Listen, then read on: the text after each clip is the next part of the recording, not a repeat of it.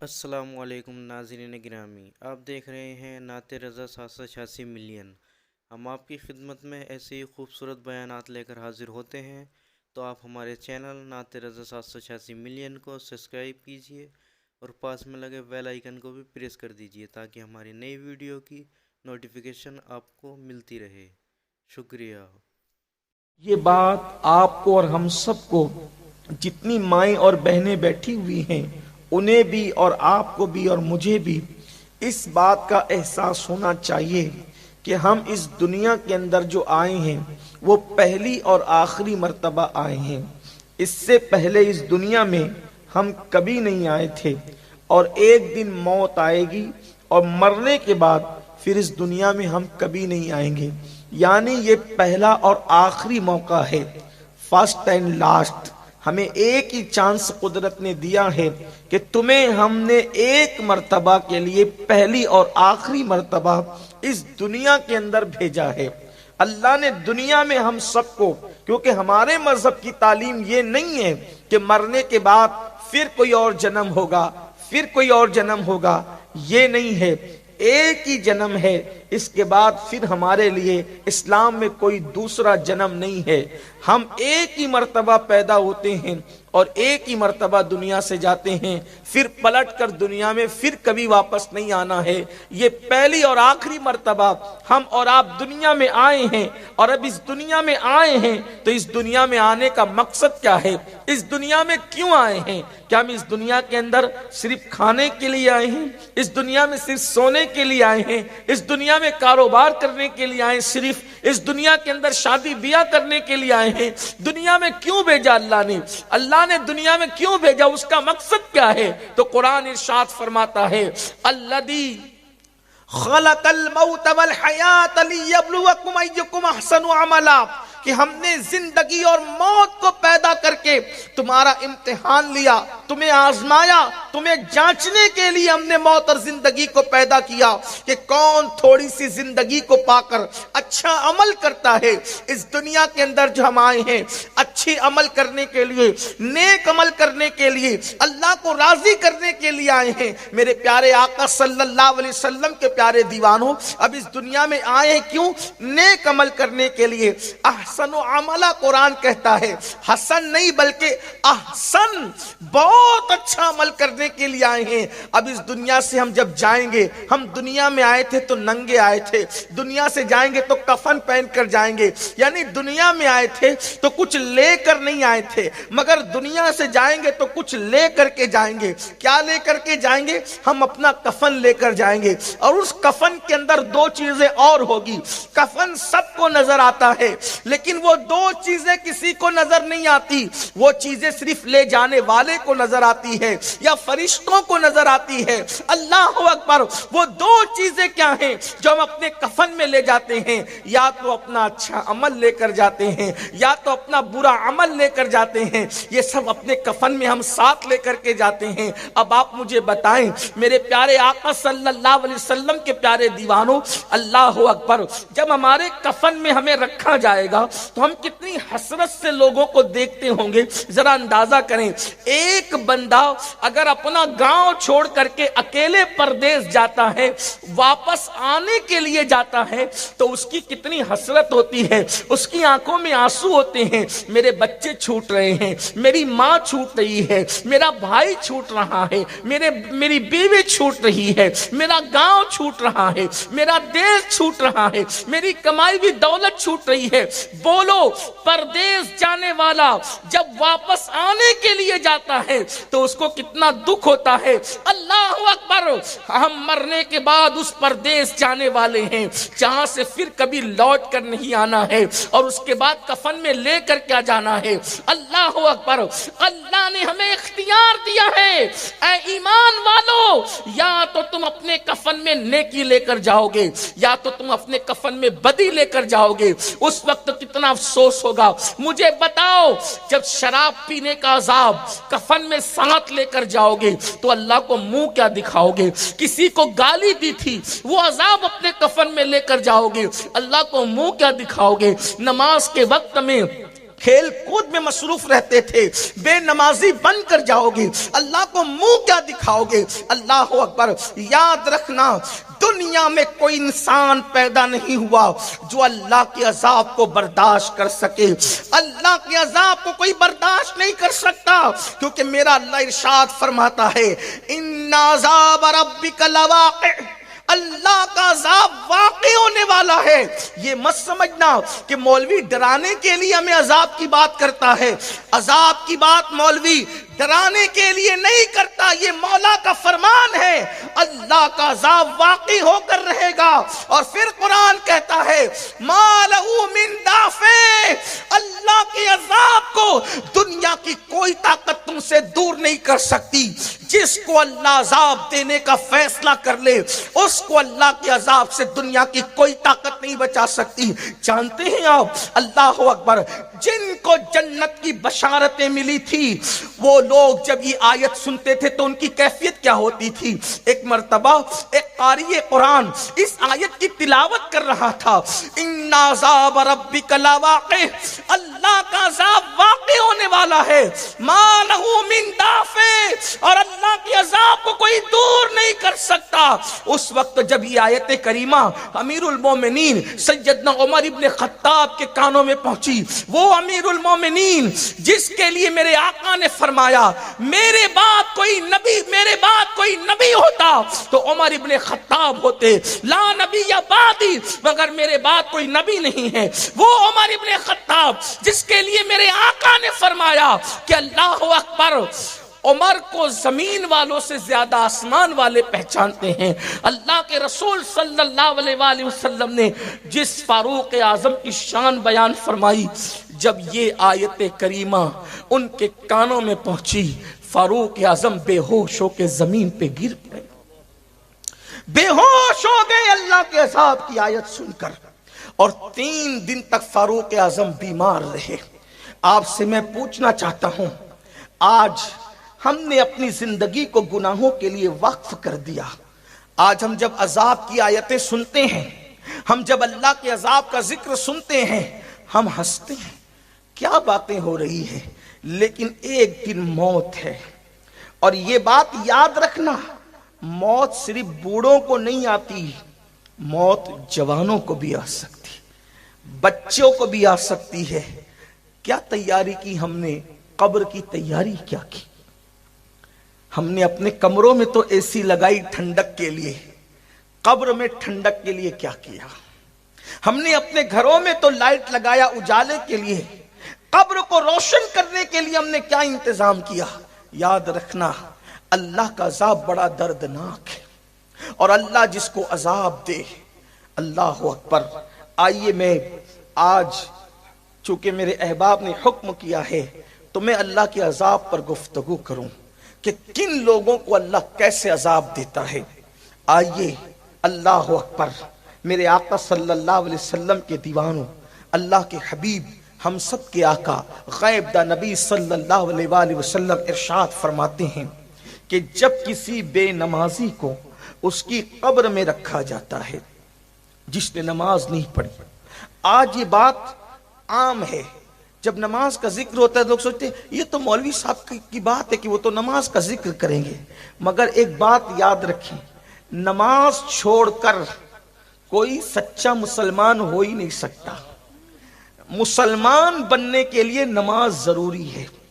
حضور اکرم صلی اللہ علیہ وآلہ وسلم کے صحابہ کہتے تھے کہ ہم نبی کے دور میں مسلمانوں کو نماز سے پہچانتے تھے کہ جو نماز پڑھتا ہے وہ مسلمان ہے، جو نماز نہیں پڑھتا وہ مسلمان نہیں ہے۔ یہ بات ہے۔ بڑے پیر کی 11ویں کرنے والوں، ہم کہتے ہیں غوث پاک کی 11ویں ہم کرتے ہیں، کبھی سوچا اگر نماز نہیں پڑھتے تو غوث پاک اس کو قبول بھی کرتے ہیں کہ نہیں کرتے؟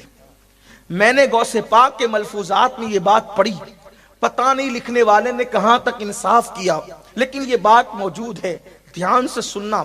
غوث پاک بے نمازی سے کتنی نفرت کرتے ہیں۔ غوث پاک کے دل میں بے نمازیوں سے محبت نہیں ہے، بلکہ نفرت کتنی ہے۔ غوث پاک بے نمازیوں کو کتنا برا جانتے ہیں۔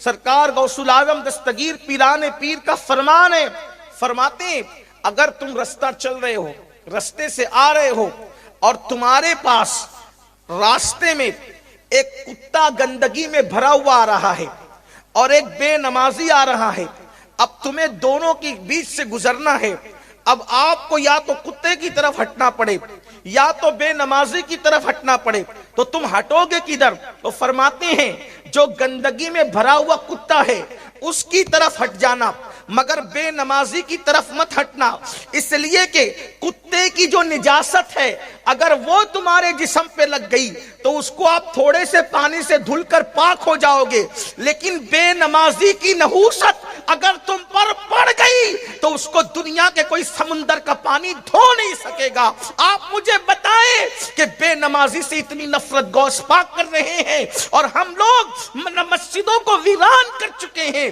ہمارے پاس نماز کے لیے وقت نہیں ہے، دوستوں کے لیے ٹائم، ماں باپ کے لیے ٹائم، کھیل کود کے لیے ٹائم، جوا کھیلنے کے لیے ٹائم، شراب کے اڈوں پہ جانے کے لیے ٹائم، فلمیں دیکھنے کے لیے ٹائم۔ جس رب نے زندگی دی، جس رب نے دولت دی، جس رب نے قوت دی، جس رب نے بولنے کی زبان دی، جس رب نے دیکھنے کی آنکھیں دی، جس رب نے سب کچھ دیا، دھوکہ دینے والے لوگوں کے لیے ہم نے اتنا وقت دیا، لیکن اس اللہ کے لیے جس نے ہر نعمت ہمیں دی اس اللہ کے لیے ٹائم نہیں۔ آج مسلمان دھڑلے سے کہتا ہے مولانا ٹائم نہیں ملتا نماز کے لیے، واٹس ایپ چیک کرنے کے لیے نماز ہے، واٹس ایپ چیک کرنے کے لیے وقت ہے، فیس بک کے لیے وقت ہے، یوٹیوب کے لیے وقت ہے، کیرم کھیلنے کے لیے وقت ہے، تاش کے پتے کھیلنے کے لیے وقت ہے، ادھر ادھر بیٹھ کر کسی کی غیبت کرنے کے لیے وقت ہے، اللہ کی نماز کے لیے وقت نہیں ہے، اللہ کی عبادت کے لیے وقت نہیں ہے۔ سوچو اس غلام کا حشر کیا ہوگا جو اپنے آقا کی بارگاہ میں حاضر ہونے کے لیے وقت نہیں دیتا۔ جس رب نے سب کچھ دیا اس رب کے لیے ٹائم نہیں اپنے پاس، انجام کیا ہوگا؟ انجام کیا ہوگا؟ سنو، اللہ کرے کسی کے دل میں بات اترے، اپنے حال پہ رحم کر لو، اس سے پہلے کہ ہماری نماز جنازہ پڑھی جائے نمازی بن جاؤ، اس سے پہلے کہ موت کا فرشتہ آ کر ہمارے جسم کا تعلق ہماری روح سے توڑ دے بدل جاؤ، ورنہ پچھتانے کے سوا کچھ ہاتھ نہیں آئے گا۔ یہ بڑے بڑے مکانات، یہ بڑی بڑی کاریں، یہ بڑا بڑا بینک بیلنس، یہ بڑی بڑی جائیداد، یہ کھیتیاں سب یہی رہے گی، کفن میں کچھ نہیں لے جانا ہے اعمال کے سوا۔ جو کفن میں لے جانا ہے اس کے لیے ٹائم نہیں، جو یہاں پڑی رہ جانا ہے اس کے لیے رات دن محنت، جھوٹ بول بول کے مال کما رہے ہیں، ناپ تول میں کمیاں کر رہے ہیں، لاٹریاں کھیل رہے ہیں، جوا کھیل رہے ہیں، سود کھا رہے ہیں، جو سب چھوڑ کر جانا ہے اس کے لیے رات دن محنت، جو قبر میں لے جانا ہے اس کے لیے کوئی محنت نہیں۔ تو اپنے سچے نبی نے فرمایا، میری ماں اور بہنوں کی بھی خاص توجہ، یہ بات صرف مردوں کے لیے نہیں ہے، یہ عورتوں کے لیے، ہر انسان کے لیے ہے۔ میرے آقا فرماتے ہیں صلی اللہ علیہ وآلہ وسلم کہ جب بے نمازی کو اس کی قبر میں رکھا جاتا ہے تو 99 سانپ 90 پر 99 سانپ اس کی قبر میں ڈال دیے جاتے ہیں اللہ کی طرف سے۔ 99 سانپ، یہ کوئی کہانی قصہ نہیں، یہ کسی عام انسان کی بات نہیں، یہ اللہ کے رسول کا فرمان، اور نبی کی حدیث کا انکار کرنے والا اور مذاق اڑانے والا مسلمان نہیں ہو سکتا۔ اپنے نبی نے فرمایا، اپنے سچے رسول نے فرمایا، 99 سانپ اللہ اس کی قبر میں مسلط کرتا ہے، اور ان سانپ کی طاقت کا عالم کیا ہے؟ ارشاد فرمایا وہ جو 99 سانپ ہیں اس میں سے ایک ایک سانپ کی قوت کا حال یہ ہے کہ اگر وہ سانپ کسی پہاڑ پہ ڈنک مار دے تو پہاڑ ریزہ ریزہ ہو جائے، اگر وہ سانپ دنیا میں پھونک مارے، پھنکار دے تو اس کی گرمی سے سارے انسان مر جائے۔ ایک سانپ اتنی طاقت والا ہے، ایسے طاقتور 99 سانپ بے نمازی کی قبر میں مسلط کیے جاتے ہیں۔ اس نے اگر فجر کی نماز نہیں پڑھی تھی تو ظہر تک وہ سانپ اس کو ڈستے رہتے ہیں، اللہ اکبر، پھر ظہر نہیں پڑھی تھی عصر تک وہ سانپ اس کو ڈستے رہتے ہیں، मगरिब नहीं पड़ी थी, मगरिब तक के वो सांप उसको डसते रहते हैं। इशा नहीं पड़ी थी, अल्लाह अकबर, मगरिब नहीं पड़ी थी, इशा तक सांप डसते रहते हैं। इशा नहीं पड़ी थी, फजर तक सांप डसते रहते हैं। ये डसने का सिलसिला अल्लाह अकबर उस वक्त तक चलता रहेगा जब तक अल्लाह चाहेगा। अब आप मुझे बताएं, अगर छोटा सा कीड़ा हमें डंक मार दे, अगर चूंटी हमें काट ले, कितनी तकलीफ होती है, कितना दर्द होता है। बिच्छू डंक मारे, उस अल्लाह ना करे किसी को कभी बिच्छू ने काटा हो, जिनको काटा हो उनको पता होगा कि पूरे जिस्म में एक अंगार सी हो जाती है, एक जलन सी हो जाती है। दुनिया का बिच्छू, खेत का बिच्छू एक डंक मारे तो इंसान ऐसे तड़पता है और ऐसे बिलकता है कि अल्लाह अकबर, उसको करार नहीं आता।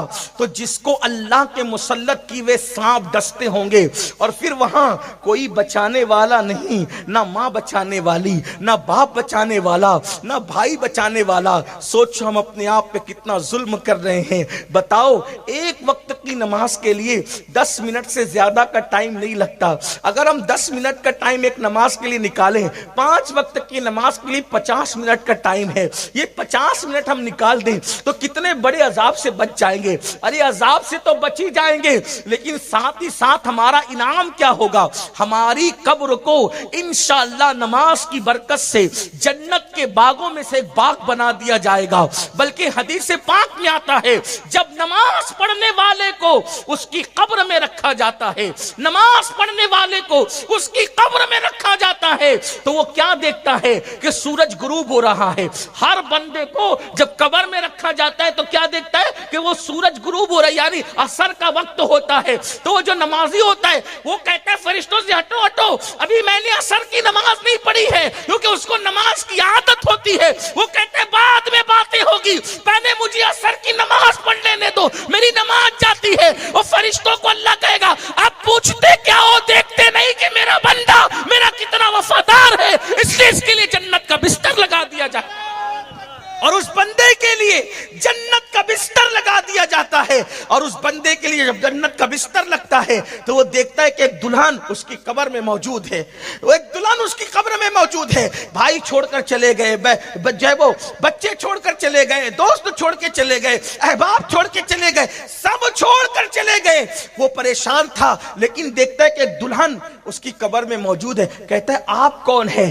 तो वो घूंघट उठाकर कहती है, मैं तेरी नमाज हूं। जब मेरा वक्त आता था तो तू सबको छोड़ देता था, आज तुझे सबने छोड़ दिया है, तो तेरा दिल बहलाने के लिए अल्लाह ने मुझे तेरी कब्र में भेजा है। अब क़यामत तक मैं तेरा साथ देती रहूंगी, तेरा दिल बहलाती रहूंगी। इसलिए मेरे अजीज भाइयों, सफर में रहो तो भी नमाज पढ़ो, घर पे रहो तो भी नमाज पढ़ो, खुशी हो तो भी नमाज पढ़ो, गम हो तो भी नमाज पढ़ो। और याद रखना, ये मत सोचना अल्लाह मेरी कबूल करेगा कि नहीं करेगा, ये बात दिमाग से निकाल दो, ये बात दिमाग से निकाल दो। मैं अनपढ़ हूं, मैं जाहिल हूं, मैं तो देहाती हूं, मैं तो गवार हूं, वो मेरी कबूल करेगा कि नहीं करेगा? वल्लाह उसकी बारगाह में ज़बानें नहीं देखी जाती, उसकी बारगाह में तो दिल के जज्बात देखे जाते हैं। जब कोई बंदा दिल से झुक जाता है, एक ही सजदे पर अल्लाह उसको जन्नत की बशारत अता कर देता है। ये एक सजदा जिसे तू गिरा समझता है, ये एक सजदा